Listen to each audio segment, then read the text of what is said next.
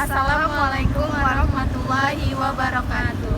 Baiklah, di sini kami dari kelompok 7 akan menjelaskan tentang pembuangan secara mikrobiologis, yang dimana tugas ini salah satu persyaratan dari ujian akhir semester dalam mata kuliah mikrobiologi lingkungan.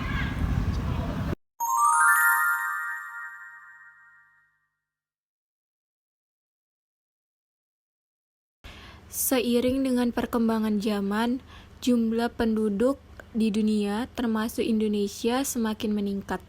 Indonesia sendiri merupakan salah satu negara dengan jumlah penduduk terbanyak di dunia, yaitu lebih dari 250 juta jiwa, dan mempunyai laju kenaikan penduduk lebih dari 1%. Adanya pertumbuhan penduduk yang cepat menuntun fasilitas hidup yang digunakan untuk pemenuhan kebutuhan yang banyak pula. Perkembangan zaman mengakibatkan banyaknya pembangunan industri, yang dimana industri ini merupakan sebagai fasilitas untuk kebutuhan manusia. Nah, pembangunan industri ini akan memberikan dampak positif dan dampak negatif bagi kehidupan dan juga lingkungan manusia. Salah satu dampak negatif yang timbul adalah meningkatnya jumlah limbah yang diproduksi. Limbah ini akan mengganggu proses aliran di dalam industri, sehingga limbah harus dikeluarkan dari proses industri dan umumnya limbah akan dibuang ke lingkungan. Namun, sebelum dibuang, limbah tersebut harus diolah dengan benar terlebih dahulu agar tidak berakibat buruk seperti rusaknya ekosistem yang ada di sekitaran lingkungan karena akibat dari pencemaran maupun terganggunya juga kesejahteraan masyarakat.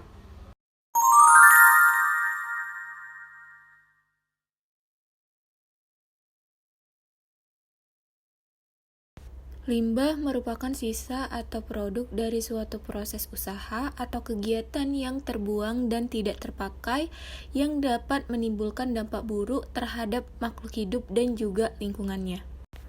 Menurut PP nomor 12 tahun 1995 berisi tentang limbah atau sampah adalah bahan sisa suatu kegiatan dan juga merupakan proses produksi akhir.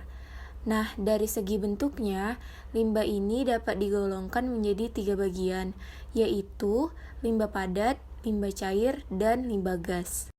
Adapun pembagian limbah padat secara umum dapat dikategorikan menjadi limbah padat infeksius dan limbah padat non-infeksius.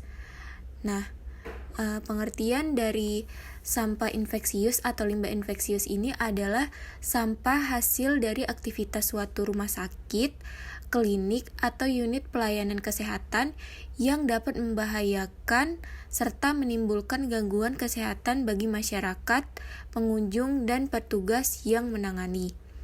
Biasanya itu limbah infeksius itu berupa swab, pembalut, popok, atau limbah inkontinensia.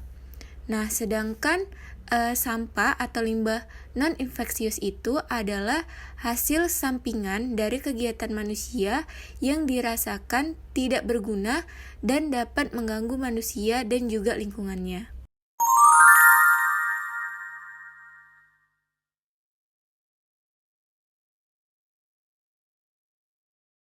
Mikroorganisme memiliki peran yang sangat penting di alam dan menjaga keseimbangan dan keberlanjutan ekosistem.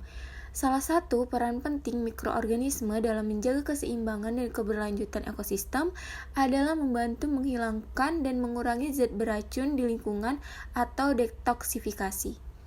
Mikroorganisme tentu memiliki kemampuan dalam membersihkan senyawa-senyawa pencemaran, baik secara aktif melalui proses metabolisme biokimia sel maupun secara pasif melalui proses absorpsi.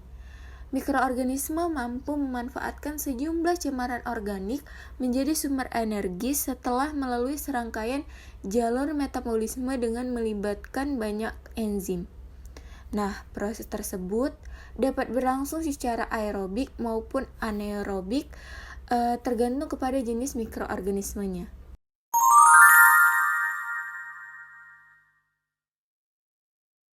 Bioremediasi adalah suatu strategi atau proses detoksifikasi polutan yang terdapat dalam lingkungan dengan bantuan mikroba, tumbuhan, atau biokatalisator, baik enzim mikroba atau enzim tumbuhan. Bioremediasi merupakan pengembangan dari bidang bioteknologi lingkungan dengan memanfaatkan proses biologi dalam mengendalikan pencemaran. Selain biayanya murah, dapat juga dilakukan secara in situ dan ex situ. Salah satu metode pengolahan limbah secara biologis adalah biodegradasi, yaitu proses oksidasi senyawa organik oleh mikroorganisme baik di tanah, perairan, atau pada instalasi pengolahan air limbah. Proses ini dapat terjadi karena adanya metabolisme zat organik melalui sistem enzim untuk menghasilkan karbon dioksida air dan energi oleh bakteri. Isolat yang paling banyak ditemukan pada lingkungan tersebut terdiri beberapa genus, yaitu Alcaligenis, Arthrobacter, Acinetobacter, Nocardia, Acoromobacter, Bacillus, Flavobacterium, dan Pseudomonas. Selain itu juga ditemukan beberapa jamur pendegradasi minyak bumi, yaitu dari genus Aureobacterium, Candida, Rhodotorula, Sporobolomes yang diisolasi dari laut, serta Trichoderma dan Mortirella yang diisolasi dari tanah. Dekomposer atau pengurai merupakan mikroorganisme yang memperoleh makanan dan menguraikan sampah-sampah atau sisa-sisa makanan dari makhluk hidup lain yang telah mati. Selain berperan sebagai pengurai, dekomposer juga dapat berperan untuk mendaur ulang kembali zat organik yang telah terurai membentuk zat hara yang dapat dimanfaatkan kembali oleh produsen. Biasanya organisme yang termasuk dalam komponen biotik dekomposer berada di tanah, udara, air, dan memiliki bentuk yang sangat kecil. Bakteri yang berhasil diisolasi dan diidentifikasi pada awal proses pengomposan adalah Enterobacter sp. dan Escherichia coli. Bakteri ini termasuk bakteri mesofilik dan hidup dalam kondisi pH asam. Selanjutnya ada biogas. Biogas ini adalah gas yang dihasilkan dari proses penguraian bahan-bahan organik oleh mikroorganisme pada kondisi langka oksigen atau anaerob.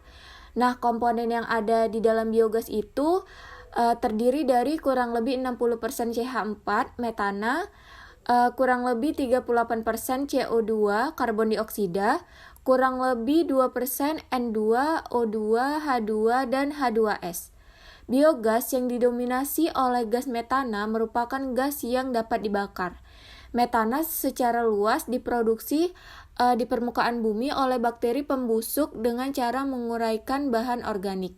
Bakteri metanogenesis berperan dalam pembusukan. Nah, terdapat 3 kelompok bakteri yang berperan dalam proses pembentukan biogas, yaitu kelompok bakteri fermentasi, astogenik, dan penghasil gas metana. Biofilter atau biofiltrasi merupakan teknik pengolahan cemaran menggunakan media filter biologi atau disebut dengan istilah biofilter.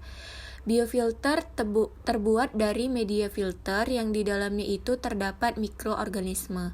Mikroorganisme tersebut itu berperan dalam memproses senyawa cemaran baik yang berasal dari udara maupun juga dari air, sehingga dihasilkanlah udara dan air yang bebas dari cemaran.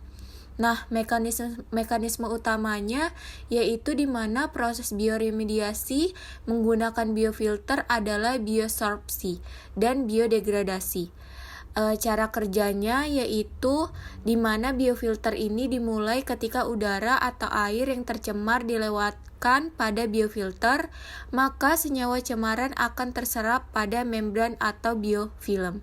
Setelah itu, senyawa cemaran akan dimetabolisme oleh mikroorganisme, diantaranya akan menjadi sumber energi mikroorganisme untuk tumbuh.